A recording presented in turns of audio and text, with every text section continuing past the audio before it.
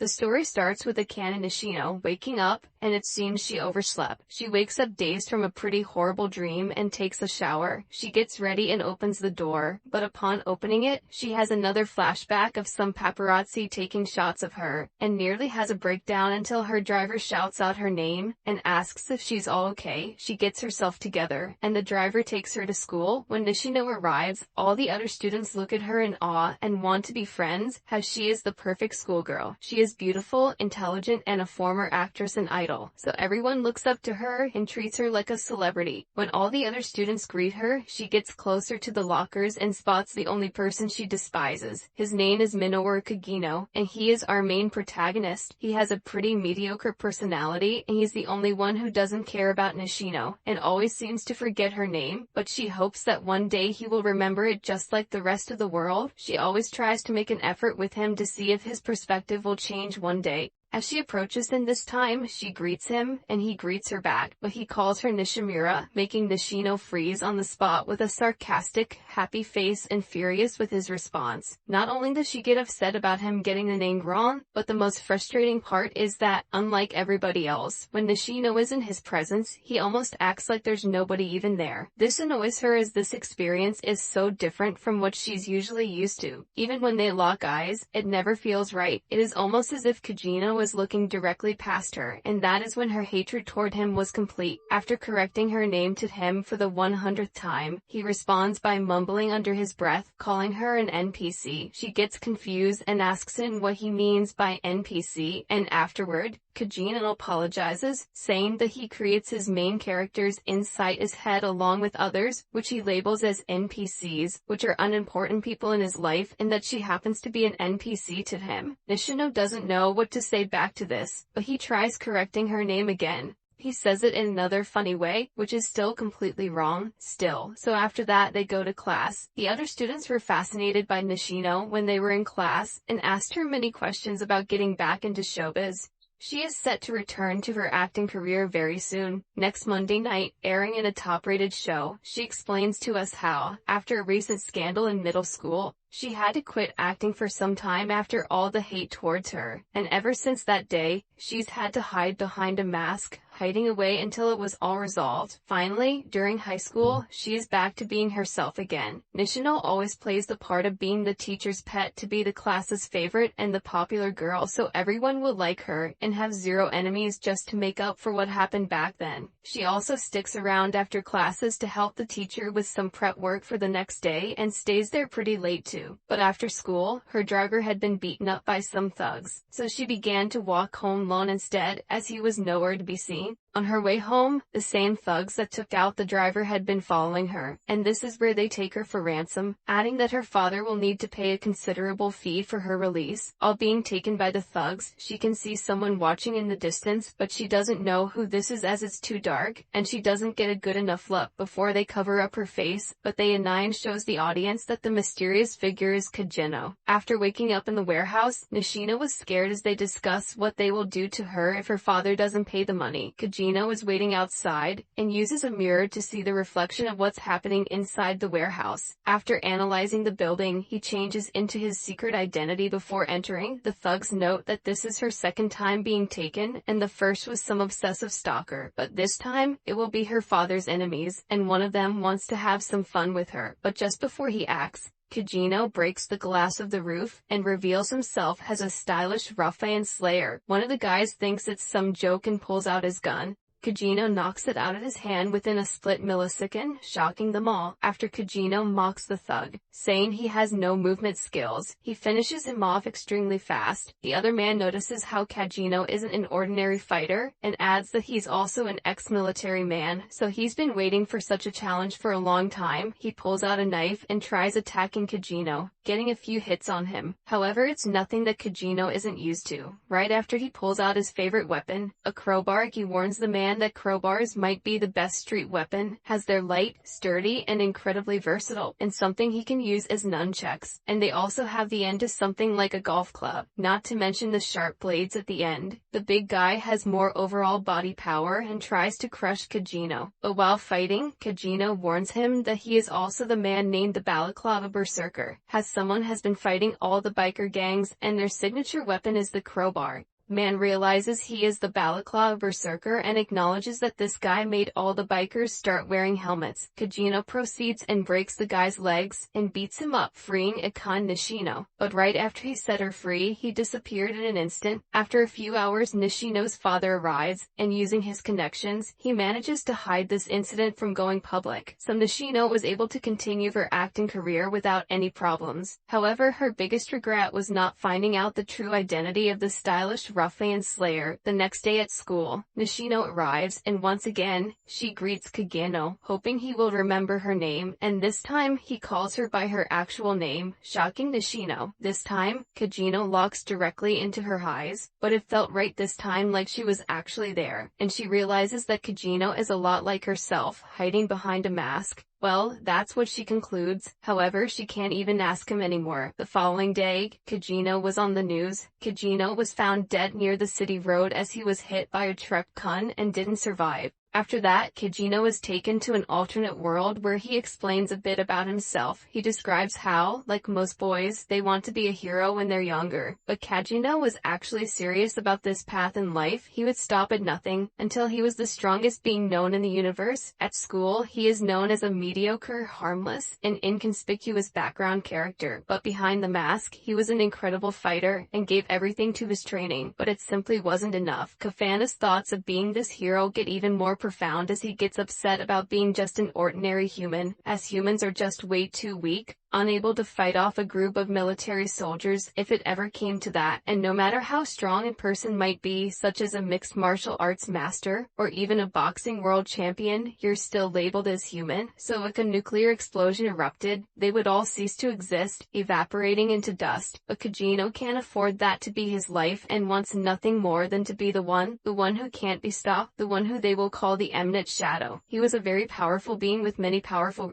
in his entourage, but the only possible way of becoming this hero is by being reincarnated into this other world, which is what happened to him after the truck incident. He tells us how he's just been blessed with a new life, and born with these incredible powers, something nobody has ever quite seen before, and he will only use them to gain more power, giving off authentic anti-hero vibes. He's now known as Sid Kajino, and has a secret underground clan called the Shadows. But before we see how Kajino got to this lord status level in this magical world, we're taken back to a brief flashback after that fateful day of TruckCon. Kajino, now known as City, woke up as the son of Baron and Lady Kagenu, aristocrats living out in the kingdom of Midgar. The Kajinu bloodline is known for producing dark knights or fencers who can enhance their abilities with magic. For this reason, his parents have high expectations for their children, particularly Claire Kaganu, Sid's elder sister. With her exceptional talent, he grew up in his sister's shadows. Unbeknownst to his family, he has another business to deal with at night, hunting down bandits. After dominating the battle using his slime sword and bodysuit, Sid takes possession of the stolen treasures. Not long after the messy confrontation, he finds a strange creature trapped inside a cage. As it piques his interest, Sid takes it home for some experimentation. After a month of trial and error, his efforts eventually bear fruit, and the hideous-looking creature transforms into its true nature as a beautiful elven girl. Before she can see Sid, he immediately acts to look cool, claiming that he broke a curse cast on her and the hero's descendants. He takes out a fiction book about a demon named Diablos, continuing his fabricated story. 3 mysterious heroes defeated Diablos, but he cursed them before he succumbed to his death. Sid also tells her that the cult of Diablos is plotting something to revive their boss, the demon behind her suffering, introducing himself as a shadow.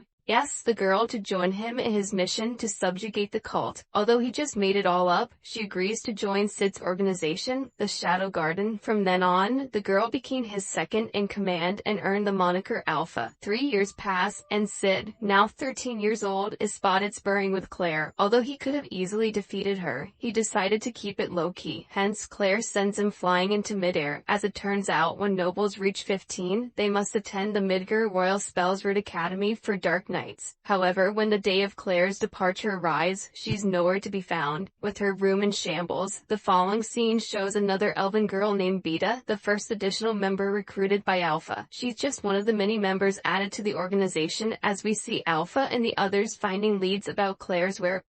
Interestingly enough, Sid's subordinates figure out that the cult of Diablos is behind Claire's disappearance. Unaware that his made-up story has come to life, Sid fancies his members to win acting rewards for being so immersed in their roles. Beta believes Claire was targeted because the culprit suspected her to be one of the hero's descendants. She lays out the map of the enemy's hideouts but still determines where they keep Claire. Taking out a slime knife, Sid throws it at the map, revealing his sister's location. Without further ado, he commands Beta to gather the Shadow Garden's elite members, better known as the Seven Shadows. Meanwhile, the Count Grease, a high-ranking officer from the cult of Diablos, is seen taunting Claire. Having been restrained with magic sealing chains, Claire could only dodge his attack, while Grease credits Baron Cajanu for her improvement in fights. Claire clarifies that training with Sid helped her. When Grease expresses his interest in her brother, she lashes out at him, paying no heed to her injured hands. As Claire threatens Grease should he lay a finger on her brother, the latter knocks her out cold. Suddenly, one of Grease's men alerts him about some intruders. To his horror, all his underlings fall prey to the Seven Shadows. Enraged, Grease charges at Alpha, but he's no match for her. As she draws the first blood out of options, he takes a red pill, instantly boosting his power. Grease manages to shove Alpha away, but since he's still outnumbered, he runs off. When he thinks he will make it out alive, he runs it to Sid, who effortlessly blocks his attack. Our NC gives Grease a lecture about how to wield a sword properly until he's had enough of the playtime. Hence, Grease kicks the bucket, and Sid takes his locket necklace with a picture of him and his daughter. As soon as Claire returns home, she keeps throwing a tantrum. Nonetheless, she has no choice but to depart for the royal capital. Later that night, Sid meets with the Seven Shadows to discuss their next mission, only to be told they will leave him. From the looks of it, the Seven Shadows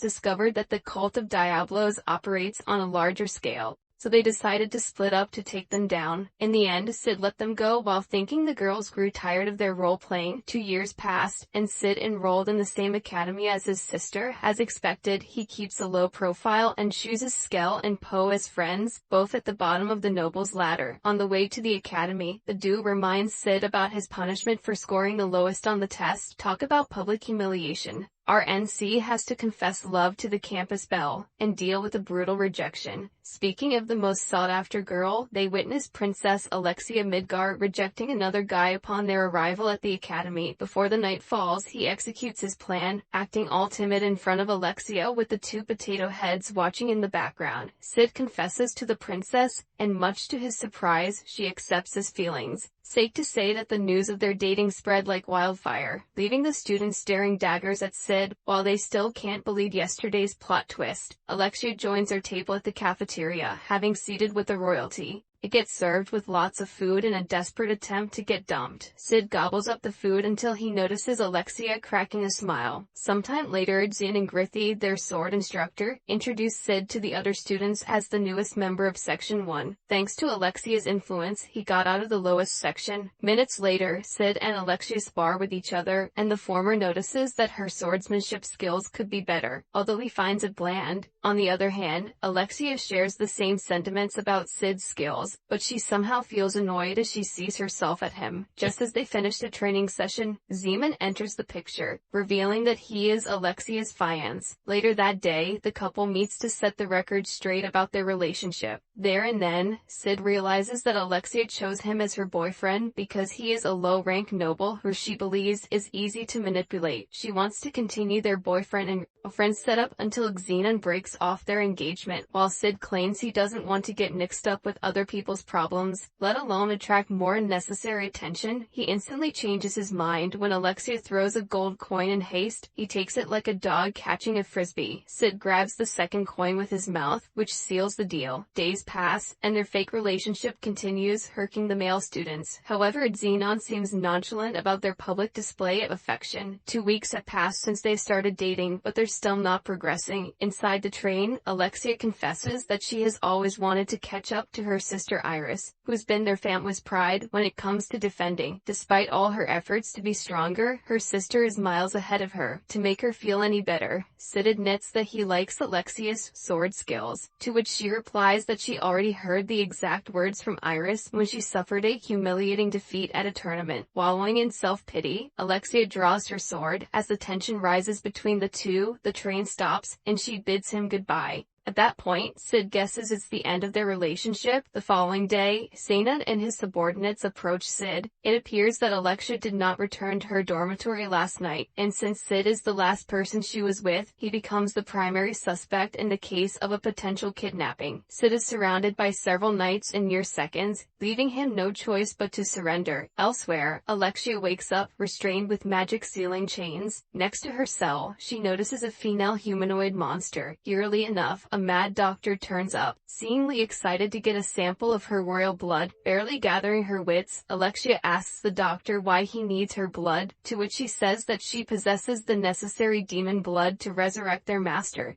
At the same time, Sid is getting beaten to a pulp during his interrogation about Alexia's whereabouts. For the record, Sid can bear the pain, but since he doesn't want the minor characters to outshine him, he lets out a blood-curdling scream, pleading with his tormentors to spare his life. Meanwhile, Xena meets with Iris and apologizes for his shortcomings because he feels responsible for Alexia's disappearance. When they talk about Sid as the suspect, Xenon stresses that although the evidence points to him as the culprit, his skill level wouldn't stand a chance against Alexia. Fortunately, Iris orders Sid's release, but they will still closely watch him. The next scene pans over to Claire, who's getting tackled by a group of students as she demands to speak with the knights about their unjust arrest of her brother Rose. Oriana, the student council president, interferes to stop her. Finally released, the badly beaten Sid goes straight to his dorm, aware he's being followed. Out of nowhere, he runs into Alpha, who saves him the trouble of getting rid of his pursuers. Inside his room, Alpha informs Sid that they are still gathering more information about the cult, and their organization is growing steadily. According to Sid, the girls still visit him from time to time, which makes him glad. Alpha then reveals that the cult took Alexia because of her royal blood. When she suggests disposing of the men who interrogated Sid, he protests against it, claiming that they only did their job. At night, Sid excitedly sets up his eminence in the shadow room. He can create the perfect ambience thanks to the stolen treasures and his earnings from being a fake boyfriend. Later that night, Beta arrives at his doorstep. Having a central character moment, Sid declares that the time has come. Just as he leaves his dorm, he's greeted by two knights, who throw Alexia's boot to set him up, while the joke's on them as the lifeless bodies of their lookouts drop to the ground.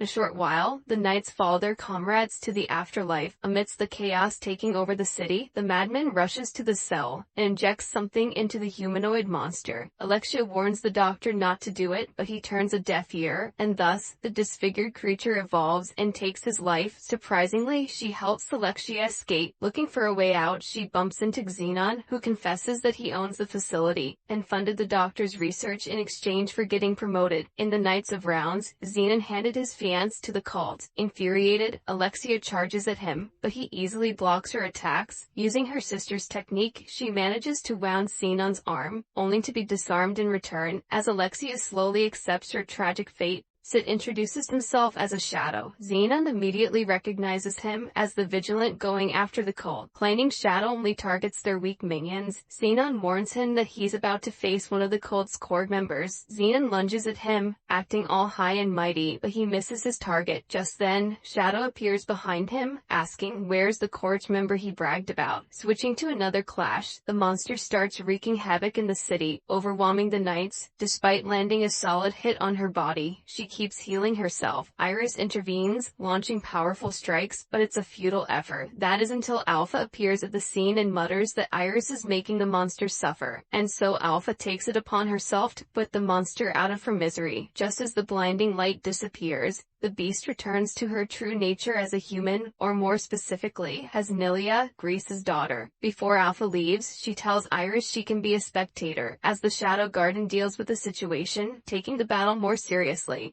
Xenon musters more magical power and manages to push Shadow back. He takes his chance and goes all out on the offensive, but Shadow still overpowers him. In the middle of the intense swordsmanship display, Alexia realizes she's watching the swordplay she's been aiming to master. Desperate to prove himself worthy to be called the cult's core member, Xenon swallows the red pills. After the dramatic transformation, Xenon states he's the third awakened. For all that, Shadow holds out against his destructive power and turns him into his punching bag. As Shadow summons a magic barrier, Xenon goes frantic and attempts to launch a sneak attack. However, his sword breaks into smithereens. With that, Shadow unleashes a massive explosion, leaving a vast crater in the middle of the city. Unaware that Shadow is her ex-boyfriend, Alexia tries to copy his technique until Iris interrupts her and pulls her in for a hug. Seeing how worried Iris is about her, Alexia reconciles with her sister. The next day, Alexia and Sid are spotted hanging out in school with Xenon. Taken out of the picture, the princess asks Sid if they can resume their relationship as lovers. For the first time in her life, Alexia suffers rejection. She did not take it lightly though, as the wall turned bloody red. Soon afterward, the Shadow Garden ladies gather for an emergency meeting. While they celebrate their master's victory, another problem arises, and this time, an unknown group is pretending to be Shadow Garden and delivering their own version of justice. Now that Iris is aware of the cults and Shadow Garden's existence, she appoints her trusted knights, Glenn and Marco, to be part of her new investigation team. Iris orders them to find someone to identify the mysterious relic they found in the incident location. Speaking of which, a pink-haired girl named Sherry Barnett is seen looking at the item in the book until she bumps into Sid sporting an early Halloween look. Sherry, who turns out to be a brilliant researcher, is summoned by Iris to study the relic while having second thoughts. Because she's still a student Lutheran,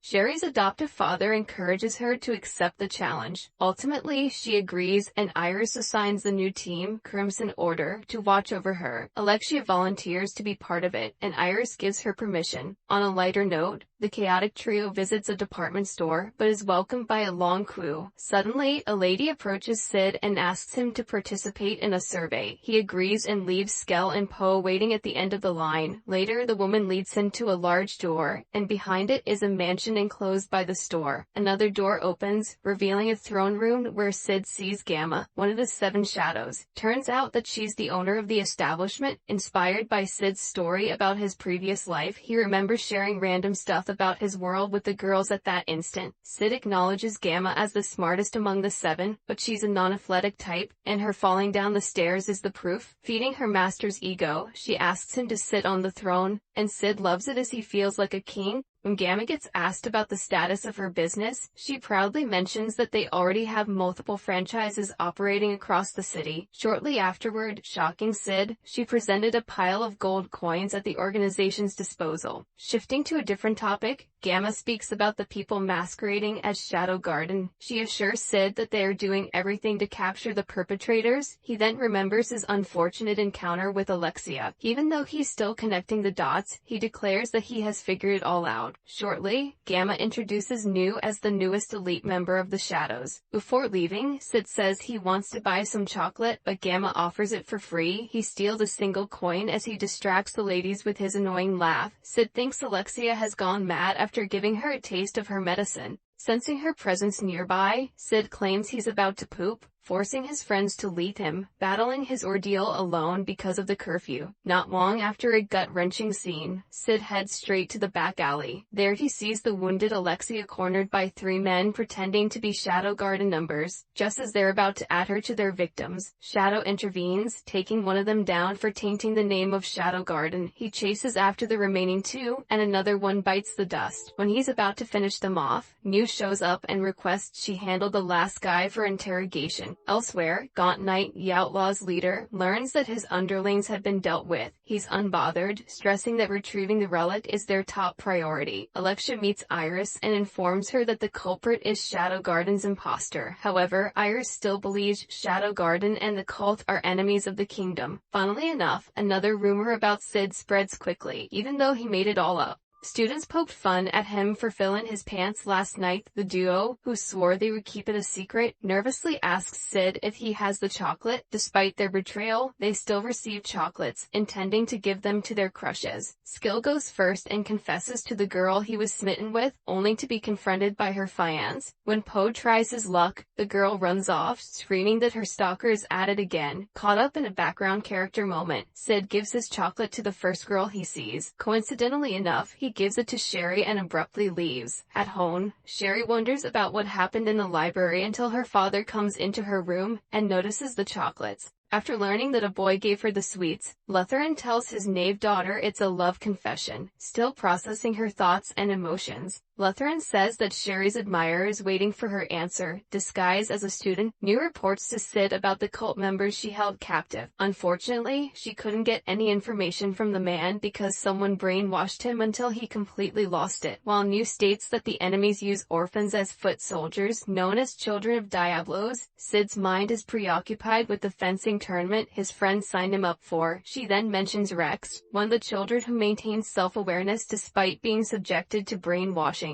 Still distracted, Sid asks New to give him some time to think. Soon enough, the tournament kicks off, with Claire emerging victorious against her opponent for the next matchup. Sid is pitted against Rose. As soon as the referee begins the fight, both parties charge forward until Sid takes out fake blood, allowing his opponent to hit him, calling the trick a bloody tornado. He keeps standing back up. After flying into the arena countless times and coughing fake blood, Sid awaits Rose's finishing move. That is until the referee stops the fight and the defending champion is proclaimed the winner. All the medical team takes Sid to the infirmary. Rose mutters that he earned her respect for his unwavering spirit. After receiving treatment, Sherry approaches Sid, praising the courage and determination he displayed in the battle. She then gives him some cookies and suggests they start out as friends. Despite the confusion, Sid agrees to whatever Sherry is insinuating, as if their situation wasn't more awkward. Lutheran joined their table. Unwilling to get acquainted with meaningful characters, he uses his injuries to excuse himself. Sometime later, Sherry meets Alexia. While the princess assumes Sherry visited her to discuss the relic, she asks if she's still going out with Sid. Alexia admits they have broken up, and they were never romantically involved with each other. Hearing this, Sherry feels relieved as she can now concentrate on her research. However, Alexia feels otherwise as she struggles to keep her composure.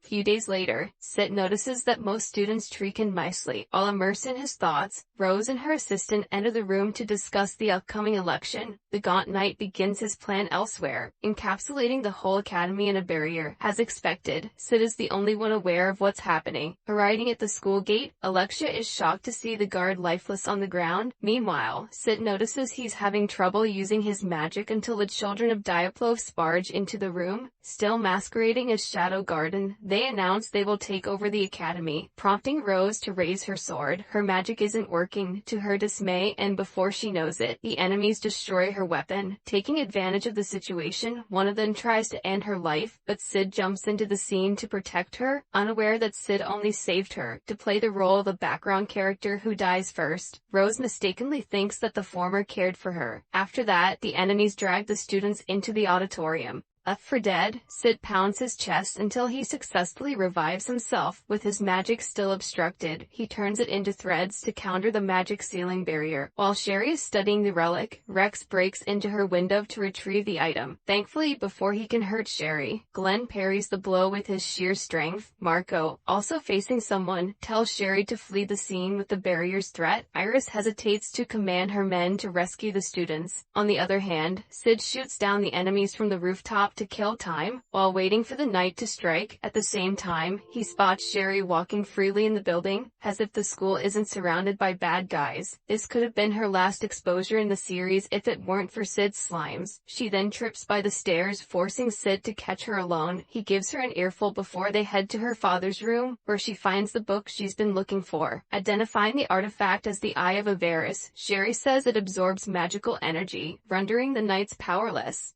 make matters worse, she discovers that it will explode once the artifact fills itself up. Having said that, Sherry reveals that the relic she's studying can counter the Eye of Avaris, as it can store an immense amount of magical energy. On his way to get the tools Sherry needs, Sid runs into Rex and some small fry. He immediately gets rid of his escorts and pushes him back, thinking that Sid is using some relic to boost his speed. Rex summons a net barrier to detect his movements, only to fail big time. The smug look on his face quickly fades when he notices that he's surrounded by his lifeless allies, and just like that, Rex counts himself in. A while later, a newcomer comes across the Crimson Order members. Glenn did not make it while Marco was severely wounded. It is then revealed that Marco is her betrothed. As she contemplates what to do with him, Sid collects the tools. While he's at it, New informs him that the reinforcements have arrived and they're just waiting for his orders. As she stresses how risky it is to initiate the rescue operations, Sid asks for her help to search for the rest of the materials. Once he leaves, New decides to spare Marco's life. After refining the relic, Sherry leads Sid to a secret passage connecting to the auditorium. Just then, she recalls her mother's death. In another flashback, as Sherry stood before her mother's grave, Lutheran stayed by her side for her significant contributions to the field of research. Lutheran took in Sherry as his own child. Determined to return the favor, she promised to help her father in whichever way she could. Back to the present, Sherry walks into the tunnel alone. Inside the auditorium, she activates the relic, nullifying the effects of the Eye of Avaris. With their magic back, the knights retaliate, turning the place into a battle arena. Of course, Sid, channeling his shadow persona, won't let them have fun alone as he descends from the glass ceiling.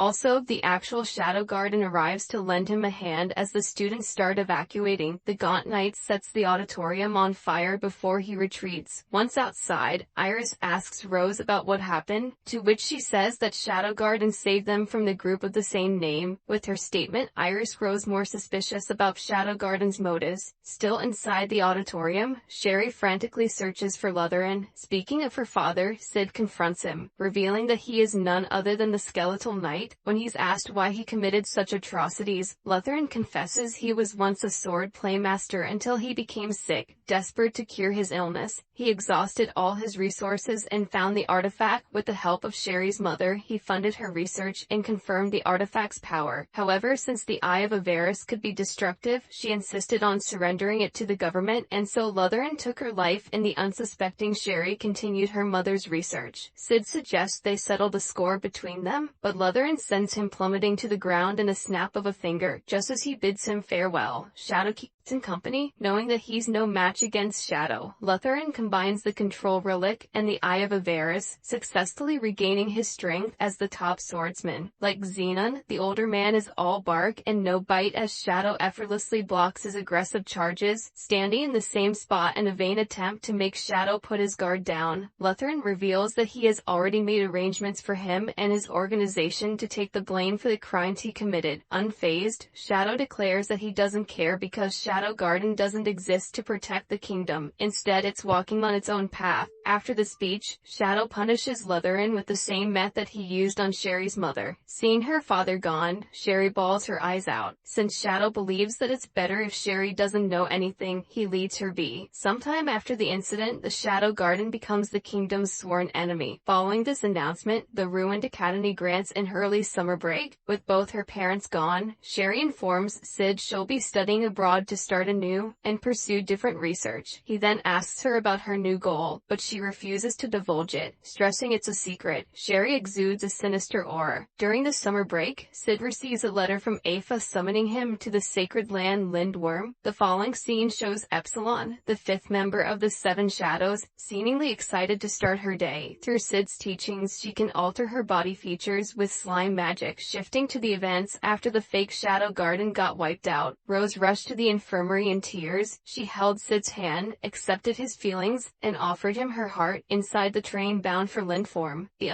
suspected couple is spotted traveling together. While they only chanced upon each other at the train station, upon arriving at their destination, a keychain with a left demonic arm pierced with a sword draws Sid's attention. Rose explains they are in the city where the hero, Olivier, cuts off Diablo's left arm. She adds that within the Lindworm area lies the Sanctuary Ruins, which the locals believe is where Diablo's left arm got sealed away. Strolling around, they come across a book signing event of a famous author, Natsu. room. Exhilarated, Rose falls in line to get the signature of her favorite author. While checking the books, Sid notices that the contents were plagiarized from his previous world. Thinking that there's another person reincarnated there, Sid lines up until he's greeted by Beta joining Gamma, and they make a living out of his wisdom. At the cathedral, Alpha is seen standing beside a statue and a lifeless body of Archbishop Drake. She leaves the place at once. When knights show up later that night, Sid catches sight of a cloaked man running on the rooftop. He hurriedly runs after him and deflects his attack. Epsilon then intervenes and delivers the decisive blow before they part ways. She reports that their target was attacked by the cult's executioner, who managed to escape due to unforeseen circumstances. Epsilon declares they will move to Plan B. It goes without saying that Sid will proceed with his own plans. Feeling confident about his physique, Sid plunges into the hot spring as Alexia tries to gather herself together. When the princess is asked why she's in Lindworm, she says she's a special guest for the goddess's trial. Answering the same question, Sid claims a friend invited him to watch the event. Alexia explains that the goddess's trial is a fighting ritual where challengers participate to face ancient warriors from the sanctuary. She shares that the wandering swordsman Venom unexpectedly summoned Olivier before, but he lost against the hero soon enough. The goddess's trial commences through the initiative of the new acting Archbishop, Jack Nelson. Before opening the event, Nelson drove Alexia away as he refused to be audited, stressing that she was supposed to investigate the late Archbishop and not him. In a short while, a magic circle appears in the battle arena and envelops the area with a barrier. Taupe Batirius from the Oriana Kingdom steps in as the first contender, but not a single soul emerges from the sanctuary, indicating that the warrior is not deemed worthy. As the participants continue to fail the summoning ritual, Sid can't help but imagine the gate crashing the competition as the mysterious man. Much to his disappointment, the event doesn't allow walk-in contenders. Unbeknownst to Sid, Rose registered his name as one of the participants, hoping to impress her father with his potential. Completely aware that once he steps inside the arena, a spirit on par with his strength might emerge, he resolves to participate as Shadow. To everyone's shock, he summons Aurora, the Witch of Calamity, the most powerful witch in history.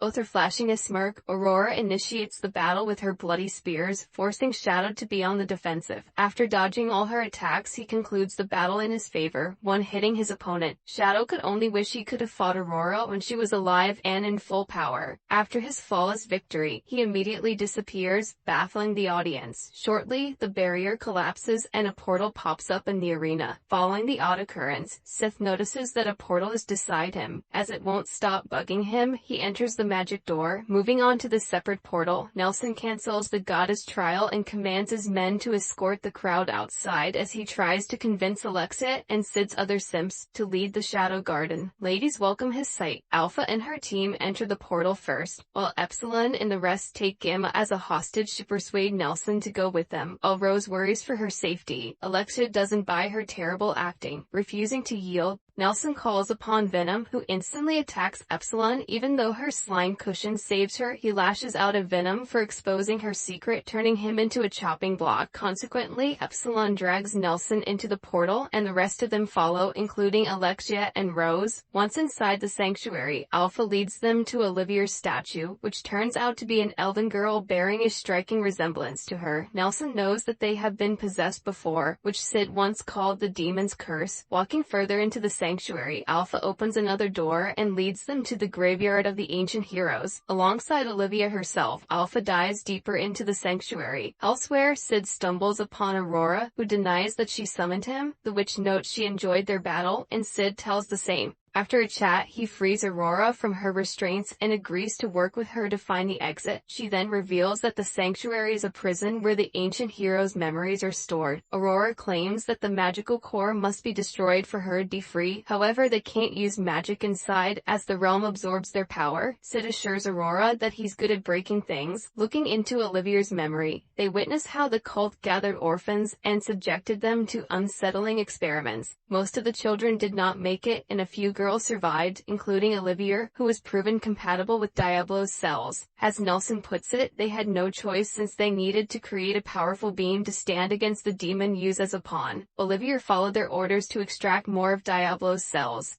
backed up by the cult's collection of artifacts. In connection, the red pills came from Diablo's cells. Unsatisfied with the pill's effects, the young Nelson created the beads of Diablos, capable of granting tremendous power and a body that will never age. While Alexia believes its side effect is hair loss, Nelson states he's bald because of stress. Alpha chimes in, revealing the bead's two flaws. Firstly, they need to take it once a year. Secondly, the supply is limited, which explains why the Knights of Rounds only have 12 members, since they have not perfected the formula. The cult relies on Diablo's cells and the hero's descendants, like Alpha herself, calling Nelson the 11th of the rounds. He berserk, but before he can fully transform, Delta pierces his body and throws him down the water. All hell breaks loose when Nelson comes out alive, splitting the group and trapping them in different memories. With that, Alpha and Delta face the demonic Nelson, generating multiple clones of himself. Although Delta quickly takes down the clones, she realizes her powers slowly draining. Apparently, the closer they get to the center of the sanctuary, the weaker they become, and the stronger Nelson gets. Sid and Aurora find themselves in another memory, a war zone filled with casualties. There, they run into her younger version, crying uncontrollably. Aurora decides to end her and delete the painful memory, but the corpses suddenly rise from the dead, attacking them. At that moment, Aurora deduces that the Sanctuary is rejecting them. Switching to Epsilon's group, they come across the Sanctuary's archive and discover documents about the possessed. Along with the other files, they take pictures of them to show why they have a camera. Hida, the 7th member of the Shadow and a scientist, introduces the device to their world again, thanks to Shadow's knowledge. Despite the magic depletion, Sid and Aurora defeat several zombies, but unfortunately, they just keep coming. With that, Sid claims the life of the young Aurora, and the memory shatters. Soon afterward, they reach the Sanctuary Center, going on a rampage. Delta proves herself in a Lee as she obliterates Nelson's clones. Despite being futile, he summons more clones, only to be wiped out in seconds. As it seems, the magical core lies behind the door, locked up in chains, while Sid notes that the chains will only break his sword.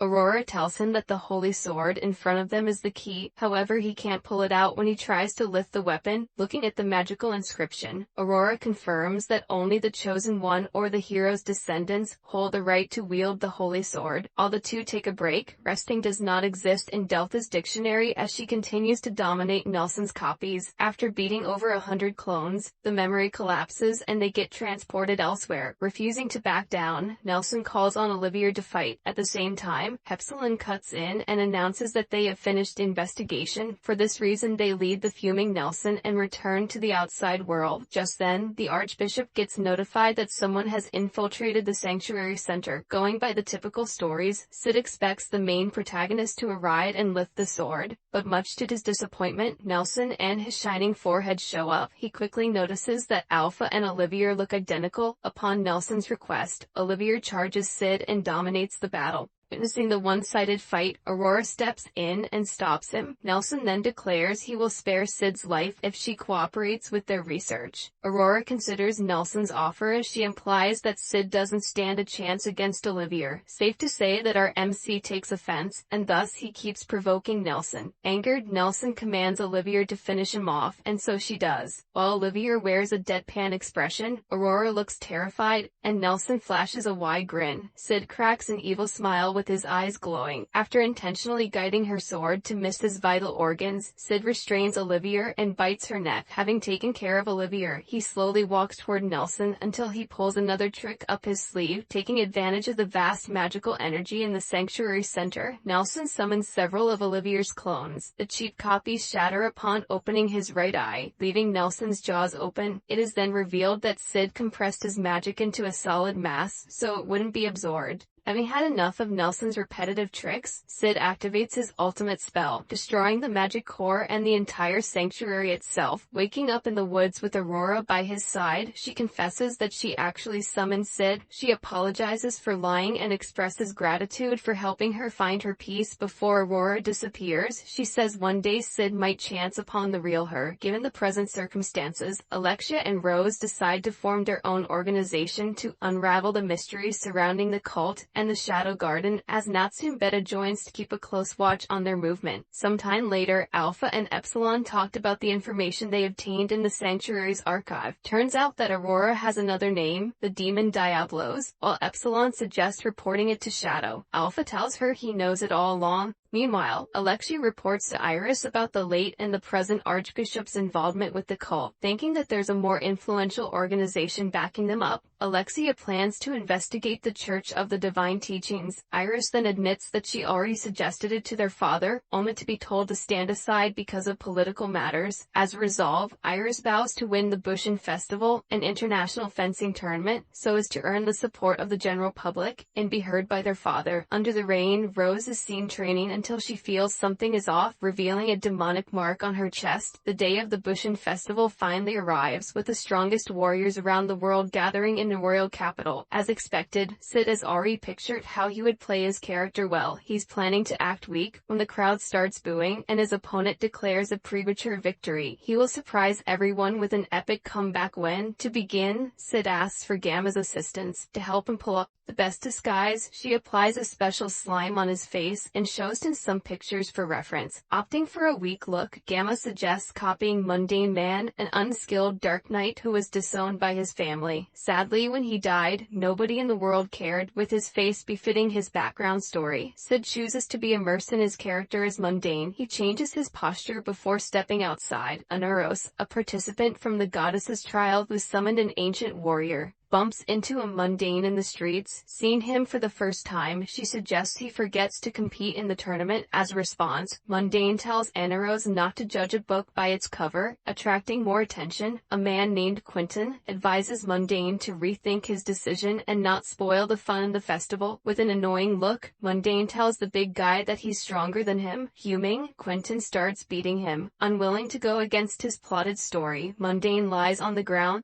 Fortunately, Anaro stops Quentin and apologizes to Mundane for not stepping in earlier. Later that night, Sid runs into Rose, who tells him that her father has chosen the man she will marry, a high-ranking noble named Purvishat. However, her deplorable situation doesn't end there, as her family urges her to give up being a Dark Knight. As Sid assures Rose that he'll always believe her, her gloomy expression wears off. The following day, Skell drags Sid to watch the preliminary fights for more chances of winning the bet. The former collects data after each battle while Skell blabs on and on about his strategy. Goldie, a proud and undefeated knight, advises him on how to predict the winner flawlessly. Sid leaves the two as the referee announces the next matchup, Gonzalez versus Mundane. As soon as Mundane enters the ring, Goldie says Gonzalez will win in less than a second. Skell, seemingly impressed by Goldie's ability to assess the warrior's battle power, gets taken aback when Mundane is announced as the winner, hence the crowd complains, wanting to get their money back to save face. Goldie claims that Gonzalez tripped and fell during her fight, and he predicted it. Honoros, on the other hand, changes her tune about Mundane after seeing the two solid punches that knocked out his opponent, with Goldie facing Mundane for tomorrow's match. Skell asks Sid for money because he plans to bet on the self-professed battle analyst to help his friend save money. He refuses. The next day, Skell rushes to inform City that Rose stabbed her fans and ran off. Following the news, Vida and Alexia, as sworn allies, decide to investigate the matter. Unbeknownst to the latter, Beta is conducting her own investigation and has just learned Rose's whereabouts. Later that day, Sid encounters Beatrix, another elven girl searching for her late sister's daughter. Claiming that her niece is a pretty girl who looks like her, Beatrix doffs her hood. She reminds her of Alpha at that instant, but he chooses not to say anything. Suddenly, she draws her sword, acting as if he's scared stiff. Sid staggers and falls. Beatrix says sorry and rubs it in his face that she mistakenly thought he was strong. While watching a match, Quentin approaches Anaros and asks about her opinion of the Mundane. Turns out that he was also watching when he quickly ended the fight, as Mundane suddenly piques their interest. After belittling him, they anticipate his battle with Goldie. Speaking of which, Anaros reveals that Goldie's undefeated because he is wise when choosing his opponents. As she puts it, he only fights those he believes are inferior to his skills. Truth be told, he messed up this time. Goldie initiates the battle. Mundane isn't in the mood, yet as he cracks his neck and, at the same time, dodges his attack. Strangely enough, the former feels that Mundane cuts his tummy when he's just standing there, slowly unsheathing his sword. sword. Irritated, Goldie resorts to using his secret sword art, only to be countered by a sneeze, and just like that, Goldie's magic attack leads him to a crushing defeat, ruining his record. Elsewhere, Iris visits Perv to hand him the security plan for the main event of the Bushin Festival. She offers her trusted lance of knights for his increased security, but he declines. She then notices that Perv is in excellent condition compared to what's been published in the news. Perv tells Iris that he will deal with the pressing problem alone, just like how she rescued her sister Alexia. As Rose's father commands Iris to let Perv do as he wishes, her suspicions about him grow even more. Mundane finally avenges Quentin back at the arena, who gets humbled quickly. With his latest win, he secured a spot in the main tournament. Anaros, his next opponent, approaches him and tries to intimidate him. Wearing his signature smirk, he removes one of his armor plates, revealing that it's heady as the ground cracks after it lands. The next scene shows Rose inside a tunnel, running away from the knights, and after she walks in the streets, Sid hears a piano playing and is reminded of his childhood. Even though he was forced to play the instrument, he enjoyed it. That is until he recognizes his favorite piece playing in the background, the Moonlight Sonata. Just as Sid believes this time he will meet someone from his previous world, he sees Epsilon on the piano joining Gamma and Beta. Epsilon shares that she has built connections with influential people throughout her career, and even received rewards for her compositions, or, more accurately, plagiarized works. Hearing this, Sid doesn't know exactly what to feel. Although Beta tried to stall Alexia from finding Rose for her own sake, the princess eventually figured she might be hiding in the underground passages. Slumping to the ground, Rose recalls how the king welcomed her when she got summoned for the announcement of her engagement. When Rose saw her father, she knew something was wrong. To Vad, even the knights seemingly lost themselves as they flashed a sinister smile. In the end, the cult member Perv, who she had no idea how he brainwashed everyone, framed her up as she considers turning herself in to prevent a war between the kingdoms of Midgar and Oriana and save her father. He remembers Sid and wonders if he still believes in her. Just then, the signs of possession grow more apparent as her body changes. Suddenly, the Moonlight Sonata plays. Rose follows the music and leads him to Shadow playing on the piano. Upon finishing the piece, Shadow asks Rose what she desires to accomplish, to which Rose says she wants to protect the people she holds dear. Seeing her resolve, Shadow grants Rose immense power and frees her from the possession. After giving her a pep talk, Shadows leave, signaling the entrance of the cult members with her newly found power. Rose ends them with a single slash. Sensing the unusual burst of magical energy, Alexia and Beta search for its source until they find Rose. Alexia bombards her with questions about the magic and the news about her. Still, she refuses to answer, stressing that she doesn't want to drag her into her mess for failing to keep her promise that they won't keep a secret. Alexia resolves to use force to make Rose speak. After beating Alexia, Rose leads her to Beta as she decides to stop hiding to fight for what she believes in, for always avoiding her and making her wait the whole day. Claire beats Sid once she settles her nerves. She hands her brother a ticket for the main tournament. It appears that she replaced Rose after the controversy at the venue. Sid finds out that the ticket Claire gave her is for VIP seating. Shortly he finds himself seated beside Iris, who tells him she's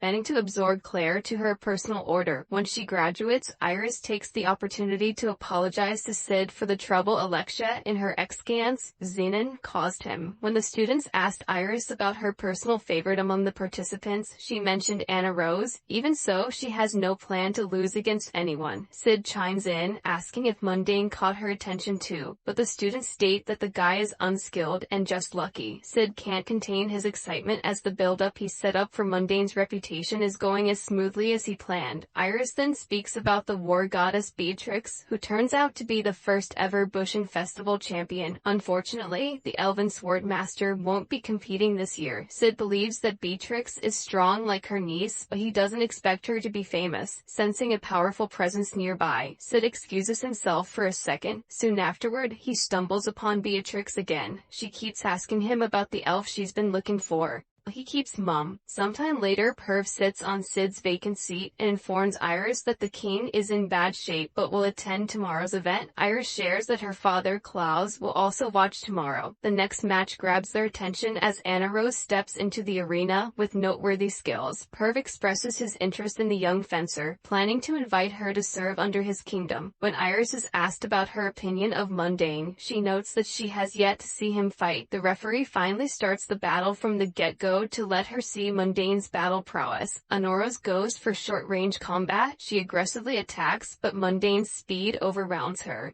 parrying and evading all her charges. Upon seeing an opening, Honoris attempts to finish him, only to swing her sword in the air. In a short while, Mundane strikes the first blow. She changes her strategy to focus on counterattack, but it's utterly pointless. Hence, Mundane slays another tournament favorite. Following our MC's victory, he will face Iris, which leads Perv to ask her if she's confident in winning the battle against the tournament's dark horse. While Iris acknowledges Mundane's beautiful sword play, she points out that she's still on a different level. Seeing Mundane potentially threaten his plans, Perv orders his henchmen to investigate him. At the VIP section, Iris stops the guards, forbidding Beatrix from entering the area, and declares she is her guest. All the while, the guys didn't know that she was the legendary elf swordmaster. Once the word spread out, people flock around her. She takes her chance and asks each one of them about her missing niece, but to no avail. Meanwhile, at the castle, Perv forces the king to swallow liquid that makes him obey every single order from the former, as it seems he's planning to use the king to go against the father of the Midgar sisters and spark a war. If everything goes according to this plan, the puppet leader Perv arranged beforehand will take Klaus' throne. After the investigation of Mundane, Perv still has no idea about his identity. While searching for their seat, they pass by Iris and Beatrix, with the latter stating that the king smells terrible. Exasperated, Perv raises his voice at Beatrix.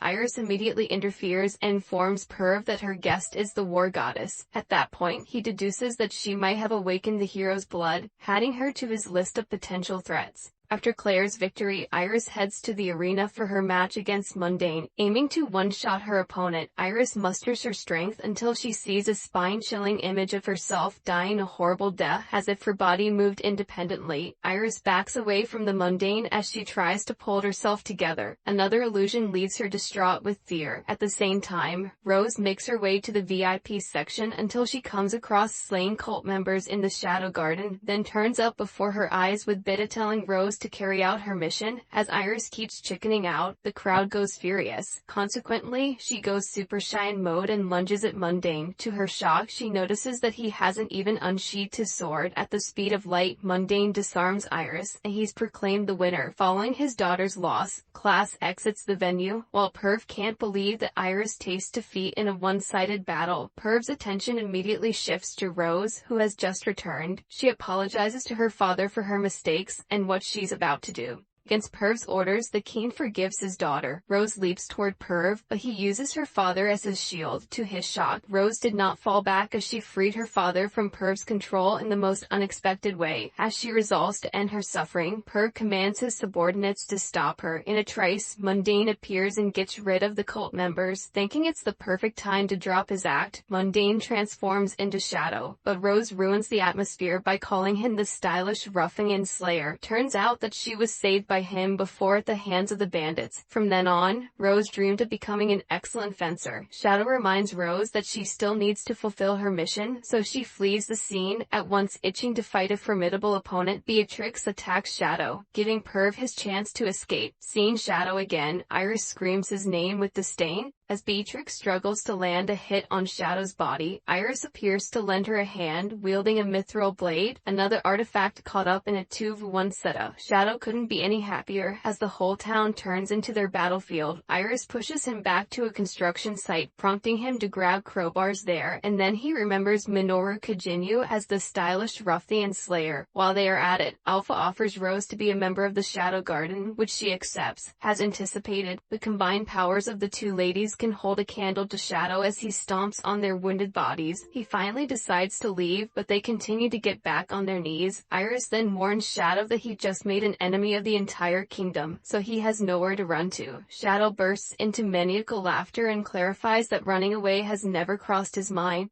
Casts his ultimate spell, leaving their blood running cold. Ultimately, Shadow did not activate the destructive magic and vanish into thin air. Frustrated, Iris lets out a piercing cry. Sometime after the incident, the kingdom publishes news about Iris and Beatrix, dragging away Shadow and piercing Shadow's picture. Far from her innocent character, Sherry vows to get even with him. In another series of events, Beatrix leaves the town empty-handed. The Shadow Garden ladies return to their routine, and Sid returns to being an average student and a a typical nobody, taking Rose to Alexandria, Shadow Garden's base of operations. She introduces the new recruit to Lambda, the organization's drill instructor, and leads her under her care. Lambda calls Rose 666 before tearing her clothes, signaling her rebirth from being a princess